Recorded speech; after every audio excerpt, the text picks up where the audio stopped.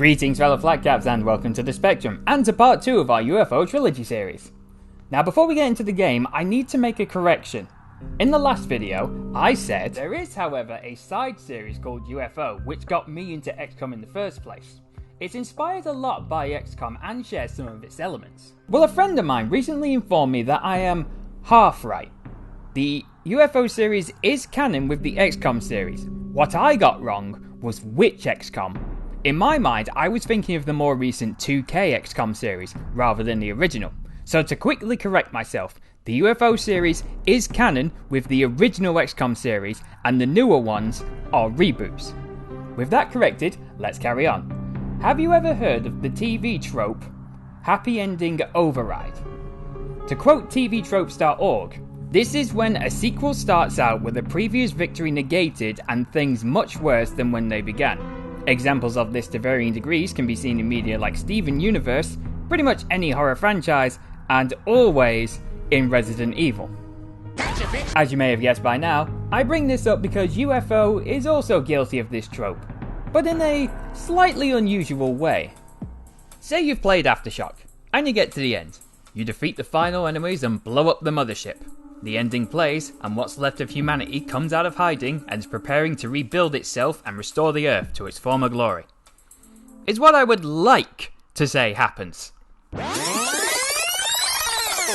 Instead, the canonical ending is the bad one, which you get by either losing the game or making the choice to hand Earth over to the reticulant while preserving the best of humanity and leaving the rest to die.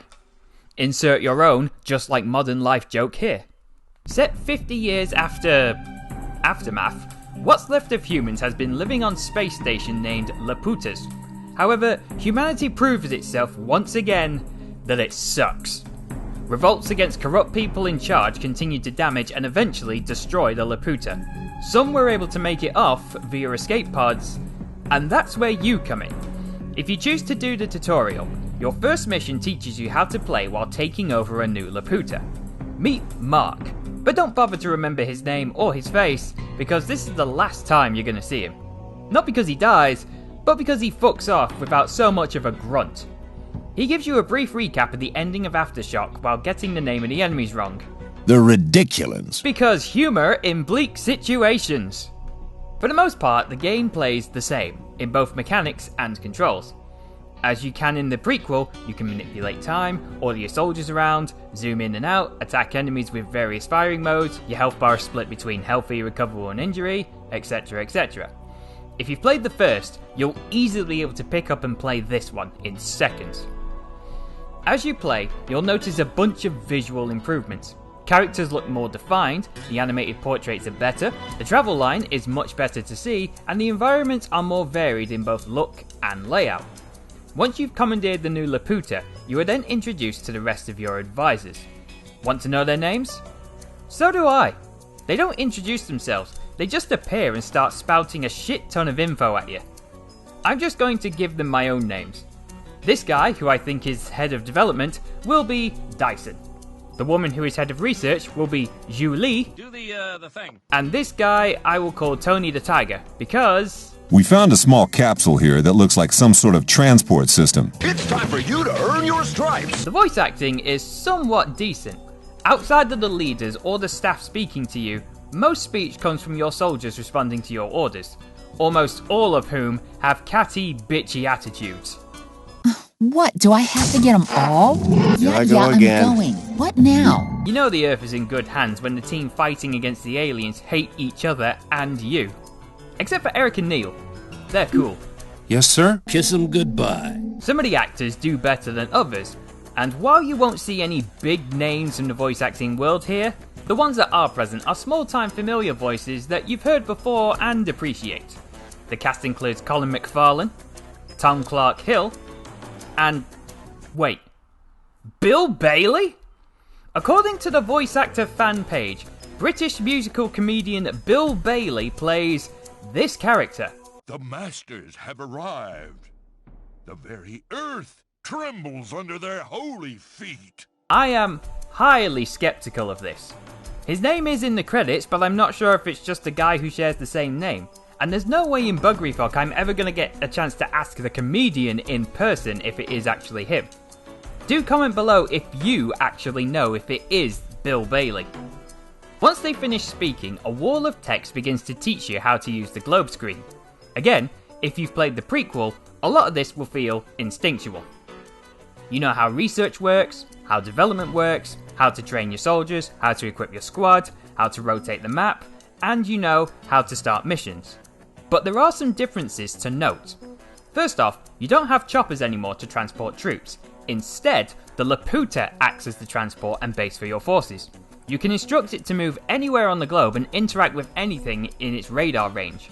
Squads will also arrive at a mission instantly, as they will be shot down to the planet's surface via drop pod ODST style. Now if this was up to me, I'd use this as a weapon. There's also a diplomacy option now, where you can trade resources with other factions in exchange for soldiers, other resources, or just get them to like you. The first of these factions you meet during the first real mission. Once you start a mission, you're given a choice as to where you want the pod to land and a preview of the map.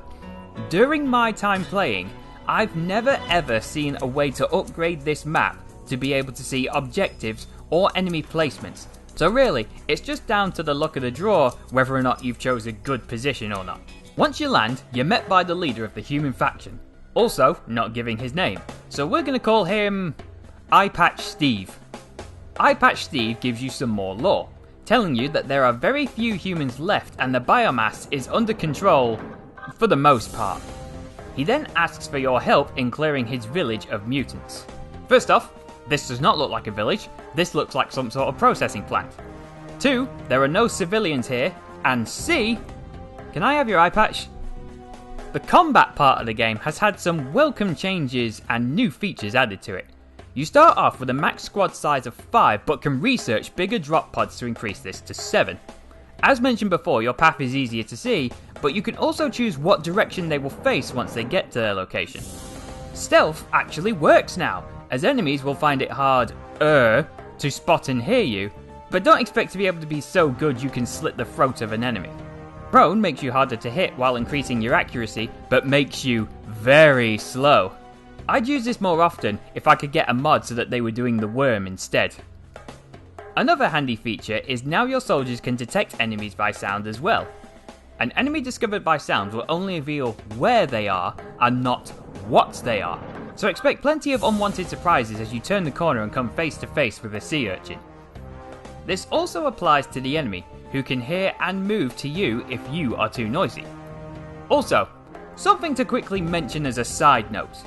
Apparently, your troops can hear better than they can see. You're telling me that you can see that flat star clear as day up there, but not this thing that's closer and in the open? What is it anyway? Brew.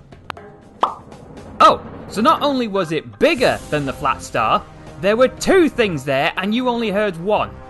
Saviors of humanity, everyone. Can't see closer than right in front of them. Each map also consists of multiple floors that you can swap between, handy for finding those sniper spots and improving your unit's perception.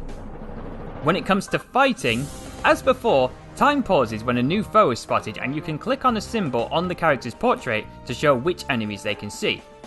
It will also pause when one of your units is inflicted with a negative status which can easily be viewed on their portrait. Instructing units to attack is as easy as right-clicking and the percentages are still here with reliable accuracy.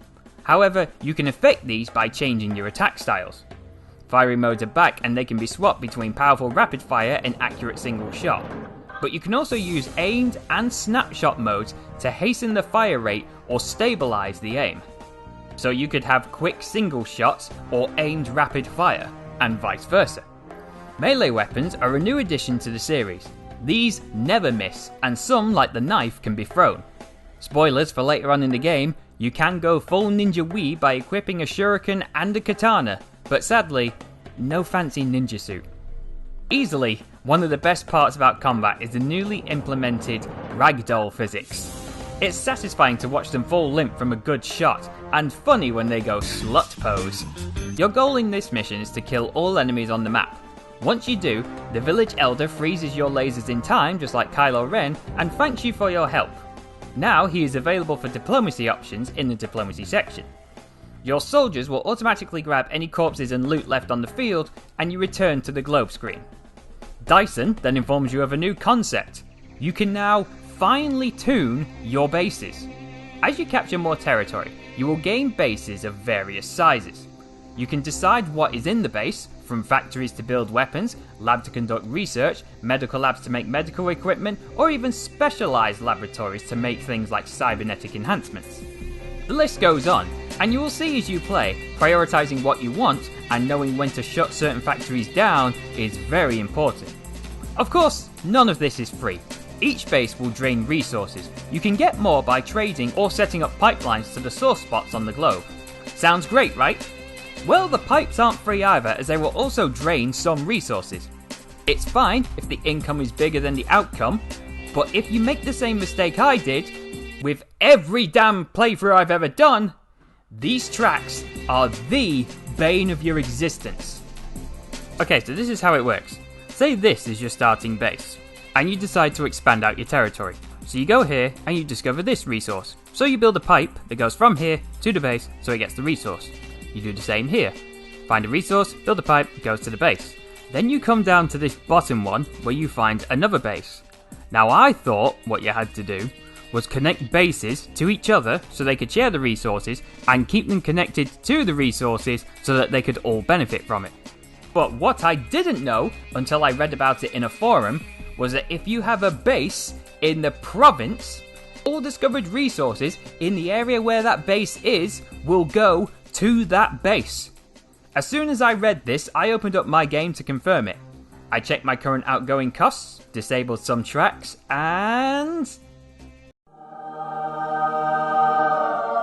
Matrix, I owe you a drink. After building some factories and labs, we can start making some basic armor and weapons, along with medkits, and perform autopsies on the mutants. Just in time too, because we got a mission to catch a mutant, and a perfect example of the expanded map types added to the series. The map variety has increased, but also shrunk, in a sense. The city and plain maps have been removed altogether, but the bases are still present with an easier to see, if only limited to one design, layout. New maps included crash and park UFOs, Lilliputian itself, abandoned facilities, faction outposts, and even invading on personal space in enemy spaceships. Of course, you will start seeing the maps repeat themselves over time, but not all of the maps will be seen at once, as some will only appear after certain criteria is met. In this case, I landed near a crashed UFO and had to capture a live specimen. It even had an interior to explore, including teleportation ports which are sometimes necessary to enter. The capture missions have also changed, in my opinion, for the better. You can still succeed by killing all enemies except your target, but no longer do you need to knock out a target and then carry them back to the extraction point. Instead, you knock them out, and as long as one of your members of your team is near them when they are knocked out, they then become a controllable member of your party. The catch is, you need to leave a slot open in your squad in order for them to join. Much as I would like to keep this exotic pet, they will be lost at the end of the level, where we will then commit autopsy on them. Returning to the globe, I spend a little time healing my troops, but then shortly after got a mission to meet the leader of the Cyborg faction, who sounds like a deeper and sexier Tony the Tiger. The biologicals have probably told you all sorts of lies about us. Freaks, they call us. Pimp Daddy Hard Drive wants us to kill some monsters in the area. Once done, we can now purchase cyborg units from him to join our cause. The selection of soldiers no longer relies on you having to wait until someone decides to join your army. The factions you can fight with or against are the previously established humans and cyborgs. Later on, you meet the psionics, and the final faction, the cultists, who are always hostile regardless of your efforts. Each unit type has pros and cons. Humans are highly customizable and can be trained in up to 3 different classes. Their starting stats are randomized and can be fine-tuned to suit your squad's builds. Cyborgs are generally tougher and can enhance themselves with implants which allow them to move faster, take more damage, and even dual-wield two-handed weapons like grenade launchers. Unfortunately, these implants can't be removed. only replaced, so you can't remove a level 1 enhancement to then give to another cyborg. In short, they are the bullet sponges of the group, none of which talk like Schwarzenegger. Finally, the psionics are the faction that focuses on disabling the enemy by using weapons that stun and disorientate. They are the physically weakest of the races, but often have higher mental abilities. They can develop equipment to increase their powers and make them look like they're wearing recycled cooking utensils. Unlike cyborg implants, however, this equipment can actually be removed. With their equipment, they are also able to perform actions such as drain life from an enemy to heal allies and make them feel sad about their life choices. Each faction is easy to identify from the squad hotbar. Unfortunately, some members share the same models, and you may find yourself choosing the wrong unit at a glance and sending your medic to engage in a full frontal assault instead of your bullet sponge. Yes, I did that too often. With a brand new Tin Man in our squad, the game increased in difficulty as now the... what are they called again? The Ridiculans. Ah yes, the Ridiculans start making appearances. Good for me because I was running out of batteries for my laser weapons. The equipment you can acquire is more varied and enjoyable than Aftermath. You start off with a few laser weapons and basic weaponry. As you continue on, you can manufacture and find weapons for various models, each one with their own stats, with most weapons and armour being customizable with parts and multiple ammo types. Not all of this arsenal can be used straight away, as some will need a particular set of research and/or skills to be usable. Enter unit training. Like before, you can send units away for training. Unlike before, there are a fuck ton more classes to choose from, and the same training can be done up to 3 times to increase the rank and capabilities. Humans can learn up to 3 classes, but cyborgs and psionics lose a training slot because of their race, but can also increase their race rank to get better armour. Via training, you can make almost any unit you can think of. A dual SMG wielding soldier layered in metal? You can do it. A cyborg with super speed and a plasma shotgun? Make it so. A medic with a helmet to protect them from psionic attacks and can heal from range with a healing gun? Go for it. A katana wielding suit of armor armed with grenades and a rifle to go full action anime hero? Your desires will be met. There's still a bunch of stuff I could talk about in this game, but I'll be here for a while if I did that, and I'm sure you're sick of my voice by now. I will quickly give a few examples of what you have in store if you want to give it a go. 2 new alien species to fight, robotic drones to fight alongside you, and superhuman-like soldiers. Aftershock is a vast improvement over the first game. Better graphics, better mechanics, with a more involved storyline as well as gameplay. It still has some issues, of course. The controls can be a bit fiddly, and sometimes the difficulty spikes too soon when you haven't had enough opportunity to power up your troops, and some of the mechanics in the game are easily missed. It might take you a few retries before you can find your flow, but once you do, there is a charming little game here to offer up a good experience.